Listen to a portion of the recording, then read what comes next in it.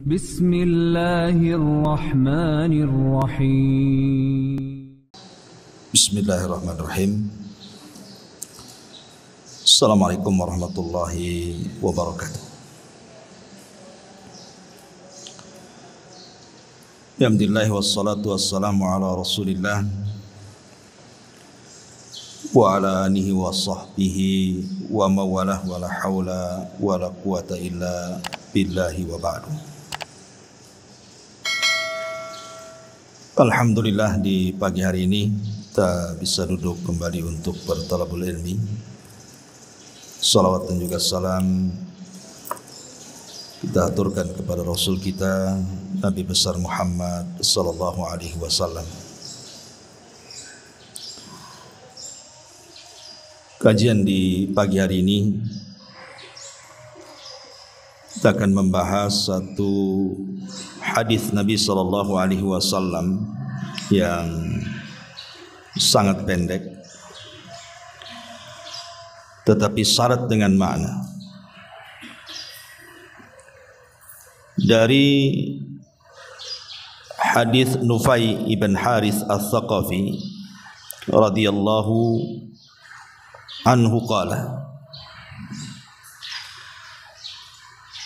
inna rajulan qala ya Rasulullah ayyun nasi khairun, qala man tala umruhu wa hasuna amaluhu,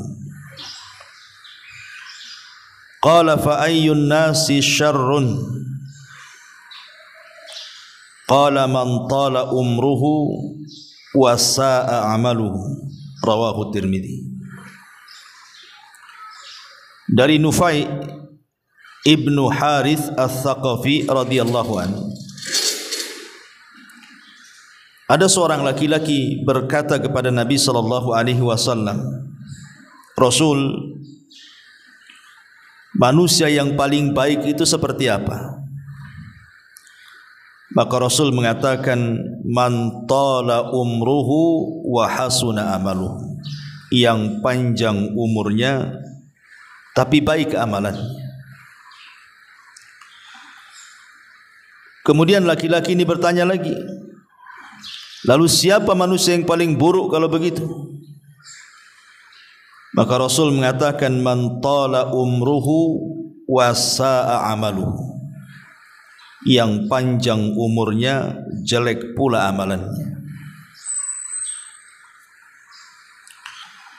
Dari hadis ini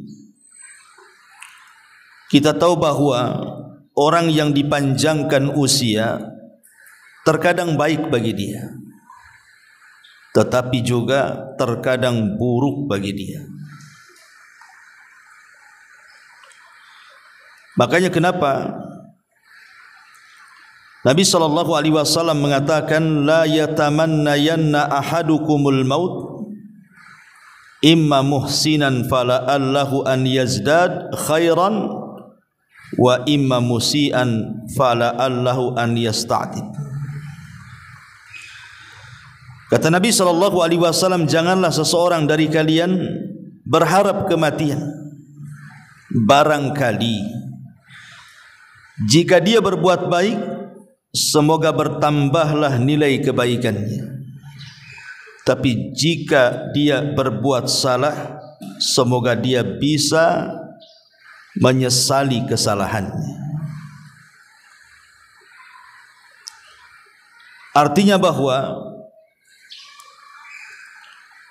Nabi SAW ingin menjelaskan kepada kita tentang pentingnya sebuah umur. Pentingnya sebuah umur, di mana hakikat umur itu adalah ketika seseorang menghabiskan usianya untuk ketaatan kepada Allah. Karena dalam hadis ini Nabi SAW tidak pernah memuji orang yang usianya panjang, kecuali kalau baik amalannya. Makanya kenapa Nabi SAW mengatakan man tala umruhu wa hasuna amaluhu, yang panjang umurnya tidak sampai di sini, tetapi juga baik amalannya. Karena buat apa panjang umur kalau jelek amalannya? Karena Allah Subhanahu wa taala mengingatkan dalam surah Al-Imran ayat 178. Wala yahsabanna alladhina kafaru annama numli lahum khairun li anfusihim innama numli lahum liyazdadu ithman walahum adzabun muhin. Jangan kira orang-orang kufur itu, orang-orang kafir itu, kami panjangkan usia mereka, kami biarkan mereka panjang usianya, senang hidupnya, khairun li anfusihim, itu kebaikan untuk mereka. Bukan, innama numli lahum, sengaja kami biarkan mereka panjang umur itu, liyazdadu isman, untuk nambah dosa, dan bagi mereka adab yang sangat menghinakan.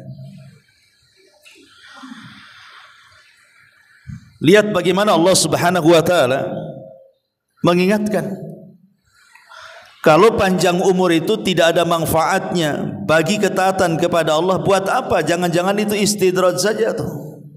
Dibiarkan kita panjang umurnya, dibiarkan kita senang hidupnya, tapi rupanya sengaja Allah tumpuk-tumpukkan dosanya. Makanya kenapa kalau kita lihat para ulama, ada di antara mereka itu yang dipanjangkan usianya. Contoh pamannya Imam Ahmad, usianya 74 kemudian meninggal. Atau Imam Malik lah, lebih lama lagi Imam Malik itu usianya. Ada yang mengatakan 83 tahun, ada yang mengatakan usianya 84 tahun baru meninggal. Kalau Imam Syafi'i mungkin lebih muda lagi meninggalnya, ya, enggak salah sekitar 50 tahun usia dia. Tapi ada ulama itu justru lebih muda lagi meninggal, seperti Imam Nawawi yang kitabnya sudah kita kaji kemarin, Arba'in Nawawi, itu di usia 44 tahun meninggal, tapi membuahkan karya yang luar biasa. Tidak ada satupun ma'had atau pesantren di negeri ini kecuali membaca kitabnya Arba'in Nawawi, ataupun karya lainnya Riyadhus Shalihin, atau karya lainnya Syarah Sahih Muslim, dan banyak ya karya-karya beliau berkah. Walaupun pendek usianya tapi berkah. Tapi banyak orang-orang yang dipanjangkan usianya sampai mungkin 100 tahun lebih, tidak pernah dikenang namanya karena tidak berkah umurnya. Lah yang kita inginkan, kalaupun kita berdoa kepada Allah Subhanahu wa taala dipanjangkan umur itu, maksudnya untuk memperbanyak ketaatan. Dan itulah doa yang didoakan oleh Rasul kepada Anas bin Malik kan. Ketika ibunya membawa Anas bin Malik, usianya Anas ketika itu 10 tahun, datang kepada Rasul dan mengatakan, ya Rasulullah, wahai Rasul, ini Anas putraku, jadikan dia pembantumu dan doakan dia juga. Apa doa Nabi? Allahumma aktsir malahu wa waladahu wa barik lahu fima a'taitahu. Ya Allah, perbanyak hartanya, perbanyak anaknya, dan berkahilah apa yang akan kau berikan kepadanya. Jadi Nabi SAW tetap mendoakan Anas itu untuk diperbanyak hartanya, dipanjangkan umurnya, diperbanyak keturunannya, dan tidak lupa kata Rasul wabarik, dan berkahi juga. Karena kalau umur diberkahi itu, alhamdulillah, itulah sebaik-baik manusia. Makanya kata Anas bin Malik radhiyallahu anhu, setelah lama begitu yang meninggalnya Rasul. Kata Anas bin Malik radhiyallahu mengatakan, fa wallahi inna mali lakatsir wa inna waladi wa walada walidi la yata'adduna ala nahwil mi'atil yawm. Sesungguhnya hartaku banyak, anak dan anak dari anak-anakku alias cucuku mencapai 100 orang. Artinya doa Nabi SAW terkabulkan dan berkah. Semua anak-anak Anas ibn Malik dan juga anak-anak daripada anak-anaknya Anas ibn Malik sebagian besar menjadi para ulama. Ya. Tapi jangan pula kemudian panjang umur itu menjadi kesialan. Karena di zaman sahabat Sa'ad ibn Abi Waqqas itu kan dikenal seorang yang mustajab doa. Sa'ad bin Abi Waqqas itu kalau berdoa itu diijabah tuh Sa'ad itu. Karena memang dia yang meminta kepada Nabi SAW. Jadi di masa kekhilafahan Amirul Mukminin Umar bin Khattab radhiyallahu anhu, jadi Sa'ad itu kan ditugaskan oleh Umar bin Khattab radhiyallahu anhu untuk menjadi gubernur di Kufah. Masalahnya ada orang-orang yang tidak suka dengan Sa'ad bin Abi Waqqas ini. Akhirnya membuat riak-riak fitnah. Difitnah dia. Katanya Sa'ad ini solatnya nggak beres. Katanya Sa'ad ini nggak serius dalam memimpin penduduk Kufah. Macam-macam lah fitnah yang diberikan kepada Sa'ad. Akhirnya sampailah di telinga Umar bin Khattab. Dipanggil, dicopot dari jabatannya, kemudian diganti oleh Ammar ibn Yasir. Kemudian Umar bin Khattab radhiyallahu an mulai menelisik kasusnya Sa'ad ini. Betul nggak penduduk Kufah ini omongannya? Rupanya tidak benar.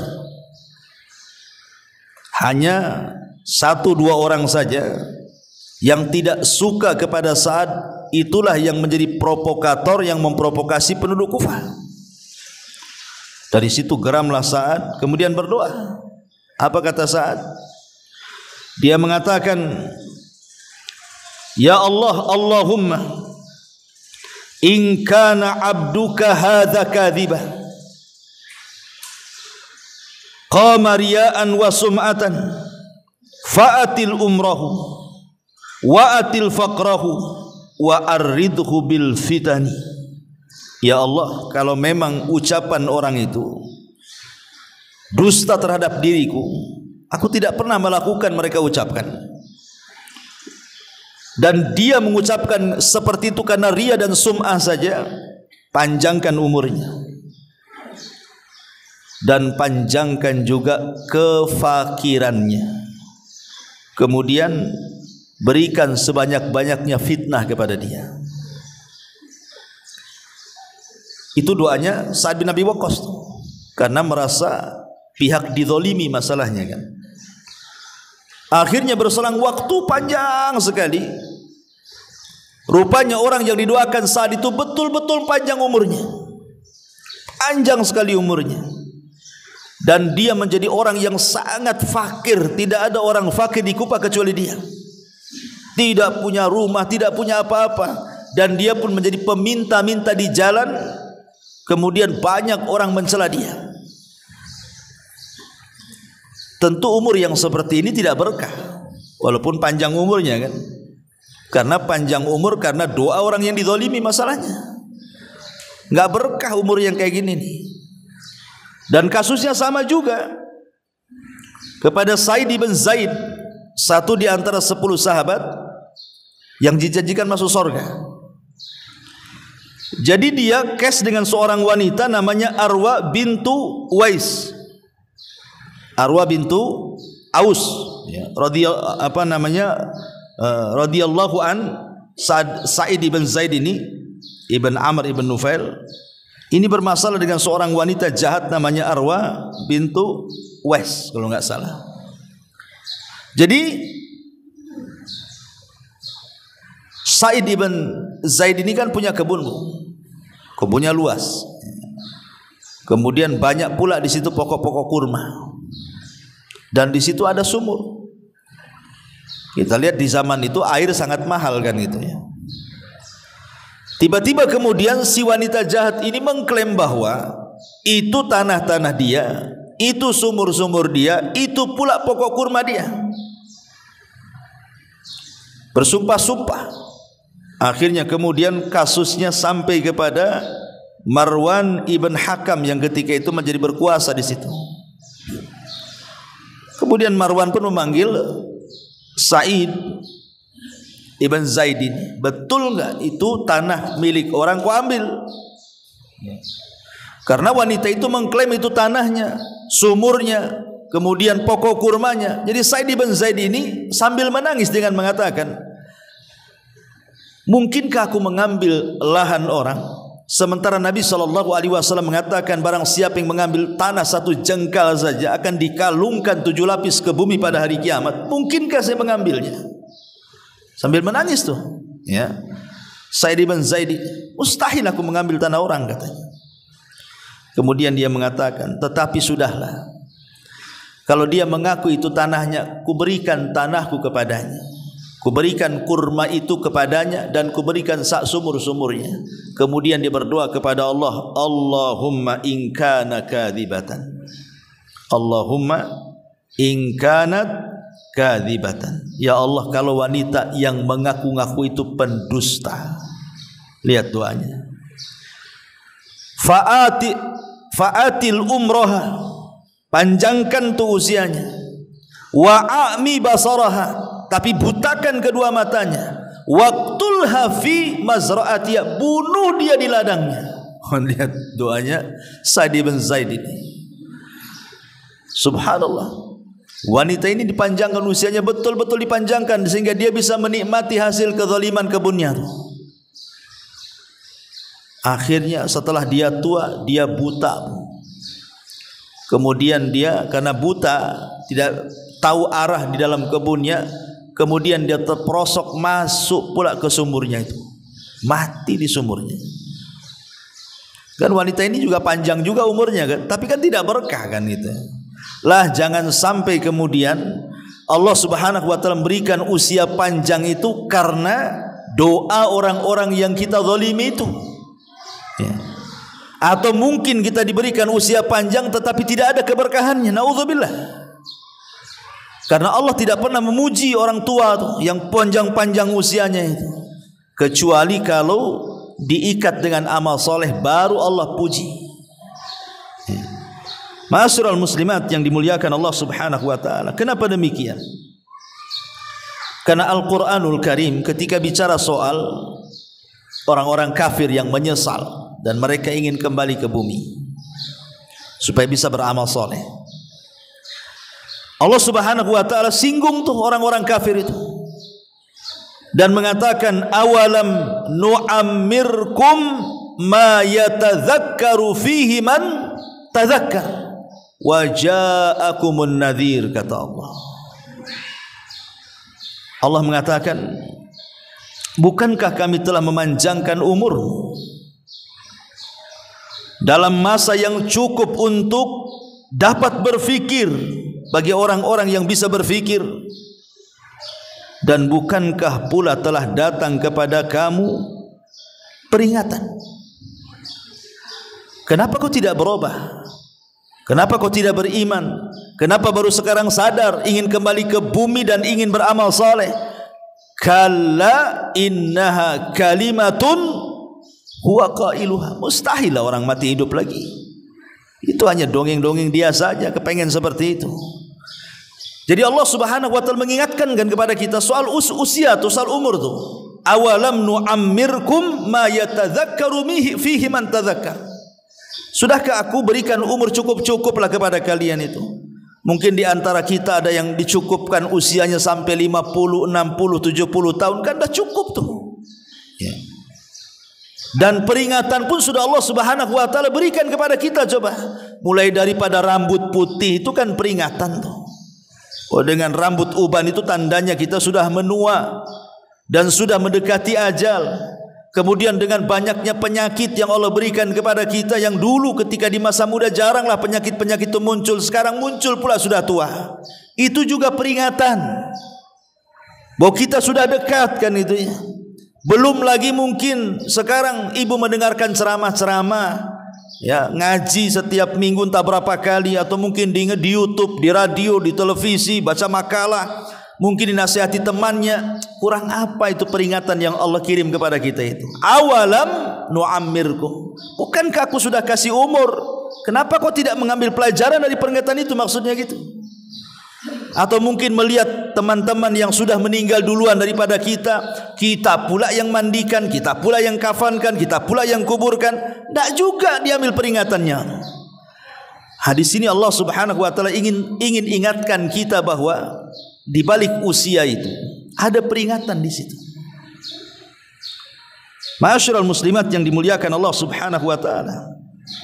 Makanya kenapa Nabi SAW sampai mengatakan, laisa ahadun afdal indallahi min mu'minin yu'ammaru fil Islam litasbihihi wa takbirihi wa tahlilihi. Kata Rasul, tidak ada seseorang yang lebih afdal di hadapan Allah. Tidak ada satupun manusia yang lebih afdal di sisi Allah Subhanahu wa taala kecuali seorang mukmin yang dipanjangkan umurnya, tetapi ia gunakan untuk tasbih, untuk tahmid, untuk takbir, untuk tahlil, alias mengingat Allah Subhanahu wa taala. Baru tuh kalau seandainya usianya dipanjangkan dalam rangka mengingat Allah, itulah sebaik-baik manusia di sisi Allah Subhanahu wa taala. Masalahnya Bu, terkadang Nabi SAW kan sudah mengatakan dalam hadisnya, al-mu'minul qawi khairun wa ahabbu ilallah minal mu'minidh dhaif. Mukmin yang kuat itu lebih baik dan lebih dicintai Allah dibandingkan mukmin yang lemah. Wa fi kullin khairun. Kemudian kata Nabi SAW, namun keduanya tetap memiliki kebaikan. Baik mukmin yang kuat ataupun mukmin yang lemah, dua-duanya memiliki kebaikan. Walaupun Allah lebih mencintai mukmin yang kuat dibandingkan mukmin yang lemah, tapi dua-duanya ada sisi baiknya. Kemudian Nabi SAW mengatakan, ihris ala ma yanfa'uk, ihris ala ma yanfa'uka wasta'im billahi wala ta'jaz, wa in asabaka syai'un fala taqul law anni fa'altu kana kadza wa kadza walakin qul qaddarallah wa ma syaa fa'al. Kata Nabi SAW, bersemangatlah atas hal-hal yang bermanfaat bagimu. Maknanya apa? Kita disuruh meraih sesuatu yang bermanfaat bagi kehidupan kita. Karena ada manusia itu yang di depannya alat-alat itu bisa dimanfaatkan sebenarnya untuk akhiratnya, tapi dia tidak mau ngambil manfaat, itu masalahnya. Contoh yang sederhana saja, handphone lah. Handphone ini sebenarnya barang yang sangat bermanfaat sebenarnya untuk akhirat kita. Karena di handphone itu ada Al-Quran, di handphone itu ada hadis-hadis Nabi. Sekarang ini kan ada ceramah-ceramah, ada wejangan-wejangan, ada artikel-artikel agama. Seolah-olah disingkat yang dulu ibu itu ya, kalau ingin membaca sebuah artikel atau ingin mengetahui sesuatu harus beli buku dulu tuh. Zaman dulu kan harus beli buku, Bu. Saya aja dulu waktu masih di pesantren itu kepengen buku ini, Bu, harus beli, ngumpulin duit, beli kitab. Dan harganya itu kitab itu mahal di zaman dulu tuh. Alhamdulillah Allah mudahkan, kitabnya sudah di handphone sekarang. Qurannya sudah ada di handphone, tafsir-tafsirnya ada di handphone, syarah-syarahnya, semua syarah-syarah hadis-hadis ada di handphone semuanya. Subhanallah, artinya handphone ini kalau kita bisa manfaatkan, bisalah mengarahkan kita ke sorga dengan usia kita yang kita habiskan depan handphone ini. Tapi berapa banyak yang ngambil manfaat dari handphone itu coba? Kebanyakan orang pegang handphone itu ya untuk kakak saja itu tuh. Tertawa dari pagi sampai malam kan itu. Atau mungkin hanya untuk nonton yang tidak jelas dari pagi sampai malam saja. Ingat, semua akan dipertanggungjawabkan soal usia yang lewat dari kita. Satu nafas, hentakan nafas saja akan dipertanggungjawabkan tuh. Karena itu menyangkut umur, itu menyangkut waktu masalahnya. Makanya kenapa kemudian para ulama salaf seperti Imam Ahmad ibn Hanbal rahimahullahu taala ketika ditanya, "Kaifa asbahta ya Imam?" Imam, bagaimana engkau memasuki pagi harimu? Apa kata Imam Ahmad? Qala, dia mengatakan, "Fi umrun yanqus wa dzunubun tazid," katanya. Apa kata beliau? Umurku makin berkurang sementara dosaku makin bertambah. Ini yang ngomong Imam Ahmad, yang hari-hari dia habiskan waktunya untuk mencatat, membaca dan berdakwah. Tapi dia mengatakan ketika ditanya macam mana pagi harimu wahai Imam, dia mengatakan setiap pagi umurku berkurang tapi amalanku tidak pernah bertambah. Persis daripada ucapan salafnya. Siapa? Abdullah ibn Mas'ud radhiyallahu anhu, yang mengatakan, "Ma nadimtu ala syai'in nadami ala yaumin gharabat syamsuhu naqasa fihi umri wa lam yazid fihi amali." Kata Abdullah ibn Mas'ud radhiyallahu anhu, tidak ada sesuatu yang aku sesalkan dalam hidupku, katanya, daripada penyesalan ketika satu hari lewat bagi diriku, berkuranglah umurku tapi tidak pula bertambah pula amalanku, katanya. Ini kan ulama-ulama salaf luar biasa. Karena mereka ingin bahwa umur yang lewat bagi mereka itu ya bermanfaat gitu, bukan hanya lewat begitu saja dengan menghabiskan kebiasaan-kebiasaan yang tidak ada manfaatnya. Sehingga para ulama itu sampai mengkiaskan, ibu kalau dalam berniaga, namanya ibu seorang peniaga lah, tentu yang ibu harapkan apa? Modal.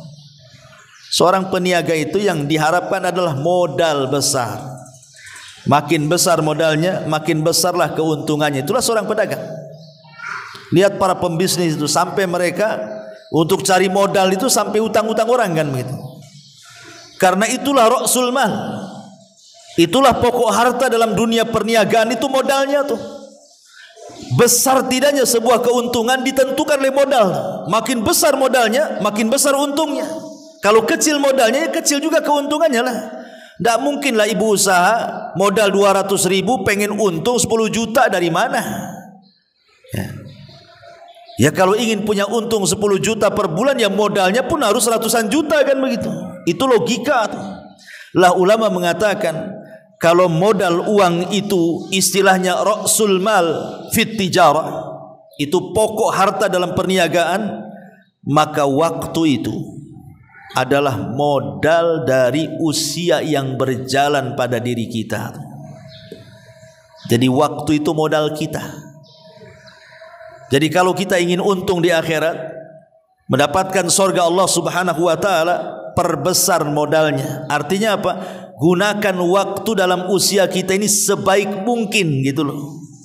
Makin banyak kita gunakan waktu ini untuk beribadah kepada Allah Azza wa Jal, berarti makin besar keuntungan kita di akhirat tuh. Tapi makin sedikit waktu yang kita gunakan untuk beribadah, ya jangan harap ingin mendapatkan keuntungan besar di akhirat. Makanya ada istilah ad-dunya mazra'atu lil akhirah. Dunia ini tempat bercocok tanam untuk dituai hasilnya di akhirat, kata ulama. Ya. Ma'asyiral muslimat yang dimuliakan Allah Subhanahu wa taala. Maka kalau kita sudah tahu betapa pentingnya umur itu, maka orang yang cerdas, kata Rasul, al-kayyisu man dana nafsah wa amila lima ba'dal maut. Orang yang cerdas itu orang yang introspeksinya terus, ya, setiap hari. Kalau bisa hari ini lebih baik daripada hari kemarin, besok harus lebih baik daripada hari ini, lusa lebih baik daripada besok, dan begitu seterusnya. Persis seperti perkataan Imam Ghazali, man kana yaumuhu khairan min amsihi, barang siapa yang hari ini lebih baik dibandingkan kemarin, fahuwa rabih, maka dia beruntung. Wa man kana yaumuhu, kata Imam Ghazali, mithla amsihi fahuwa khasir. Siapa yang hari ini sama aja dengan hari kemarin pun enggak ada bedanya, maka rugilah dia. Wa man kana yaumuhu syarran min amsihi fahuwa halik. Tapi kalau hari ini lebih buruk dari hari kemarin, binasalah dia. Itulah orang cerdas, orang yang introspeksi itu. Bagaimana hari ini harus lebih baik daripada hari kemarin. Makanya Hasan Al-Basri rahimahullah ta'ala sampai mengatakan, ma min yaumin yanshakku fajruhu illa wa yunadi yabna adam ana khalqun jadid wa ala amalika syahid fatazawwad minni fa inni idza madaitu la a'udu ila yaumil qiyamah. Apa kata Hasan Al-Basri? Tidak ada satu hari yang fajar terbit pada hari itu kecuali dia akan berseru, wahai anak Adam. Siapa yang berseru? Maksudnya pagi-pagi itu, si pagi itu akan berseru, wahai anak Adam, sesungguhnya aku adalah makhluk baru terbit, ya. Aku akan menjadi saksi terhadap amalan-amalanmu hari ini. Maka berbekalah dariku, karena sesungguhnya apabila aku telah berlalu, aku tidak akan pernah kembali sampai kiamat. Seolah-olah Hasan Al-Basri ingin mengatakan, kalau seandainya matahari terbit di pagi hari itu bisa bicara gitu maksudnya, maka matahari itu akan ngomong sama kita seperti itu dan mengatakan, saya ini makhluk yang baru terbit hari ini, sesungguhnya aku akan jadi saksi untuk amalan-amalan kalian di hari ini. Maka berbekalah dariku, karena kalau aku berlalu tidak akan pernah kembali sampai hari kiamat. Makanya ada istilah, kemarin sesuatu yang mustahil untuk diulang, besok sesuatu yang mustahil untuk kita dapat karena belum terjadi. Yang memungkinkan hari ini yang berjalan, yang mungkin kita bisa manfaatkan. Itulah salah satu perkataan Hasan Al-Basri rahimahullahu ta'ala. Ma'asyiral muslimat yang dimuliakan Allah subhanahu wa ta'ala, manusia ini pasti akan dapat ujian. Manusia pasti akan diuji. Tidak mungkin tidak. Kita ini akan diuji. Entah diuji dengan kesehatan sehingga kita lama terbaring sakit, entah diuji dengan ekonomi sehingga kita stres setiap hari mikir cari duit, entah diuji dari pasangan lah gitu. Ibu asik mikir suaminya saja pengen bayi, sibuk diuji dengan anak-anaknya, rutinitasnya sibuk dengan anak-anaknya saja. Pertanyaannya, apakah sepanjang waktu Bu, ibu harus disibukkan dengan perkara-perkara seperti itu sampai tua gitu, kemudian mati? Lalu apa hasilnya? Memang manusia akan diuji gitu maksudnya ya. Tapi bukan berarti kemudian ujian itu menyibukkan kita terus menghadapi sampai waktu berjalan lalu. Akhirnya kemudian mati hanya memikirkan apa yang Allah ujikan kepada kita. Kalau bisa ya gitu ya, kalau bisa. Ya ujian memang ujian. Adalah hari-hari mungkin yang buat kita stres, buat kita bingung kan. Tetapi bukan berarti kita tidak bisa beribadah kepada Allah. Ya. Sakit-sakit iya sakit, tapi kalau bisa lisan tetap berzikir. Ya. Boleh jadi mungkin ibu stres kadang-kadang dengan suami, dengan anak-anak, tetapi luangkan waktu juga untuk beribadah kepada Allah Azza wa Jalla. Sebab disitulah kadang-kadang manusia diuji itu. Kalau sudah sakit, udah lupa ibadah kan begitu.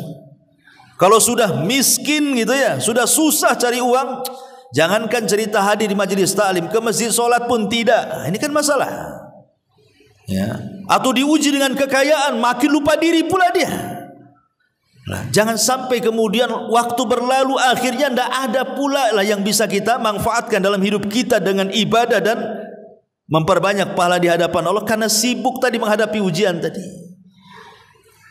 Karena begini ya, ada sebuah syair yang mengatakan, tazawwad minat taqwa fa innaka la tadri idza janna al-lailu hal ta'ishu ila al-fajri wa kam min sahihin mata min ghairi illatin wa kam min alilin ashahinan min ad-dahri fakam min fatan amsa wa asbaha dhahikan wa qad nusijat akfanuha wa huwa la yadri wa kam min sigarin yurtaja tula umrihi wa qad udkhilat ajsamuhum zulmatal qabri. Seorang penyair mengatakan, ada mengatakan di perkataan Imam Syafi'i rahimahullahu taala, berbekalah ketakwaan karena sesungguhnya engkau tidak tahu jika malam telah tiba apakah engkau masih bisa hidup hingga di pagi hari. Kita tidak tahu kalau sudah tidur, Bu, apa yang bisa bangun lagi? Tidak ada yang tahu. Ya. Betapa banyak orang-orang yang sehat kemudian meninggal tanpa didahului sakit, dan betapa banyak orang-orang sakit yang masih bisa hidup beberapa tahun lamanya. Berapa banyak pemuda yang tertawa di pagi hari dan petang harinya, padahal kain kafan mereka sedang ditenun dalam keadaan mereka tidak sadar. Berapa banyak anak-anak yang diharapkan panjang umurnya, padahal tubuh mereka telah dimasukkan ke dalam gelap gulitannya kuburan. Dari sini kita tahu bahwa karena kan kita tidak tahu nih kematian di kapan, dan usia ini terus berjalan kan gitu ya. Maka orang yang cerdas itu kan harus mempersiapkan bekal sebelum kematian. Man dana nafsa wa amila lima ba'dal maut kan itu. Makanya kenapa kemudian Nabi SAW ingin katakan sebaik-baik manusia man tala umruhu wa hasuna amaluhu. Orang yang panjang umurnya tetapi baik pula lah dia amalannya. Ma'asyiral muslimat yang dimuliakan Allah Subhanahu wa taala. Di dalam sebuah hadis atau di dalam Al-Qur'anul Karim, Allah juga mengingatkan dalam surah Al-Munafiqun ayat 9. Ya ayyuhalladzina amanu la tulhikum amwalukum wala auladukum an dzikrillahi wa man yaf'al dzalika faulaika humul khasirun. Wahai orang-orang yang beriman, janganlah melalaikan kalian harta-harta kalian, jangan pula melalaikan anak-anak kalian. Dari apa? Dari mengingat Allah. Karena barang siapa yang kemudian melakukan itu, maka termasuk orang-orang yang rugi. Di sini Allah ingatkan lagi soal umur. Jangan umur kita ini disibukkan dengan harta, lupa akhirat gitu ya. Disibukkan dengan anak-anak, lupa akhirat. Karena kalau itu yang kita mau, kita habiskan umur kita hanya untuk cari duit saja, cari harta saja, dan sibuk hanya mikir anak jadi apa gitu ya, rugi dia ya. Makanya kenapa para ulama kalau bisa sibukkan kehidupan kita ini dengan 4 perkara. 1, perbanyak zikir kepada Allah Azza wa Jalla.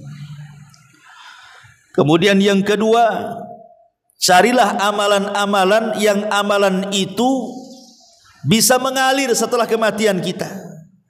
Sebagaimana Nabi SAW mengatakan umpamanya, sab'un yajri lil abdi ajruhunna. Ada 7 perkara kalau seorang hamba mengamalkannya, pahalanya mengalir sampai kematiannya. Kemudian Nabi SAW mengatakan, di antara 7 perkara itu ilmu yang diajarkan. Kemudian man 'allama ilman, siapa yang mempelajari ilmu kemudian disebarkan, au ajra nahran, ataupun bersedekah air, au hafara bi'ran, ataupun menggali sumur, au gharasa nakhlan, atau menanam pohon pokok kurma dan kemudian setelah berbuah disedekahkan, au bana masjidan, ataupun membangun masjid, au warratha mushafan, ataupun membeli mushaf dan diwakafkan,